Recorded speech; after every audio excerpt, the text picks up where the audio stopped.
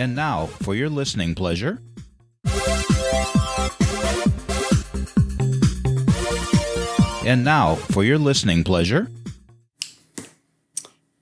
It's Love Moments Day, and with all the episodes I've shared about love, I cannot remember ever talking about how to fight.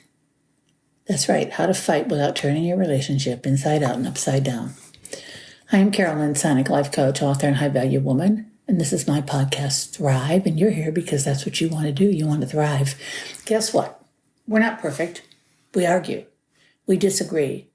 Bo Seal, author of Good Arguments, How Debate Teaches Us to Listen and Be Heard, says a good argument is one in which both sides walk away feeling like, hey, I'd do that again because I'm relieved it worked out.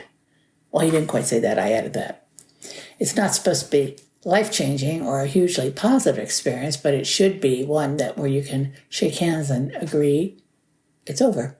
Not the marriage, not the relationship. You know what I mean. A big mistake most people make is to win. I do this, I admit it. I forget to fall back on the question, would you rather be right or would you rather be happy? Lately, I've been trapped by someone who likes to poke at me, and I need to learn to ignore it. I know I do. I'd rather be happy.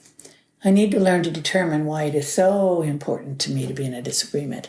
Truly, we all need to let someone do the talking, and we sit and do some good listening. No interruptions. Most arguments have three things. We argue to make a point, we argue to make a difference, or we argue to be heard. When we truly hear someone, we are better enabled to come up with a solution. I used to do this more than I do now, and it's another thing I should put into practice, and that is repeating what I've heard. I used to do that. I used to say, let me see if I heard you correctly. This slows down the momentum that has been building up and still proves you are truly listening. When we are in a heated argument, we often feel the need to counter every detail the partner brings up. Fight this urge and start by addressing where you agree. I used to write things down with my late husband. I actually took notes to respond, and I know this is difficult in the heat of an argument, but it worked. I also wrote down what I would compromise on and what I wouldn't. I had a line drawn through the note paper. Good side, bad side.